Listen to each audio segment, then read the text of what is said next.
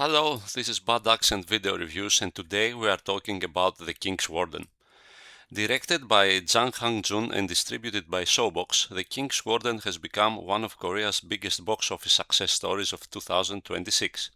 In just 4 weeks, it has grossed over $56 million from 8.48 million spectators, steadily growing each weekend and dominating the market with an 82% share at one point. With momentum pushing it toward the symbolic 10 million admissions mark, the historical dramedy has not only become a cultural talking point, but also boosted the overall Korean box office to record heights for early 2026. Set in 1457, the story follows the deposed King Danjeong, sent into exile on a remote island after a coup led by his uncle. Isolated, grieving, and suicidal, the young monarch finds himself under the reluctant care of a colorful village warden and his tight-knit rural community. What begins as a familiar premise of an aristocrat learning from commoners evolves into something far more charming, largely due to the chemistry between the two leads. Hae-jin delivers a wonderfully goofy yet layered performance as the village warden, a man full of contradictions.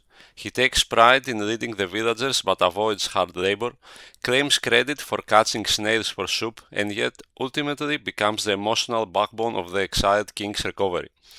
Opposite him, Park Ji-hoon portrays Danjong with quiet vulnerability, capturing a young ruler burdened by guilt and loss. Their gradual healing of one another forms the emotional core of the narrative. Although coup, rebellions, and royal conspiracies shape the backdrop, the film is surprisingly light-hearted.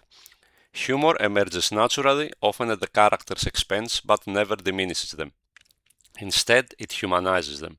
Food becomes a recurring motif, symbolizing poverty, care, and communal warmth. The mundane is elevated into something deeply relatable, which is where the storytelling truly excels.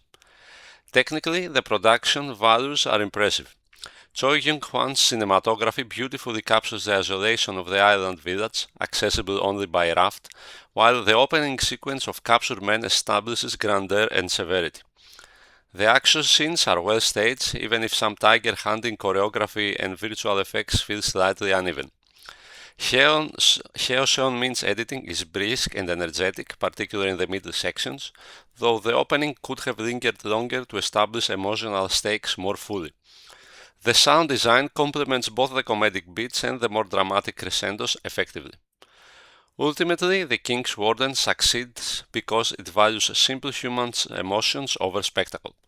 It avoids excessive melodrama and instead builds its impact through warmth, innocence, and character-driven storytelling. Few historical dramas manage to portray their figures as fully human rather than distant icons. This one does, and that is precisely its triumph. If you like this video, please like and subscribe.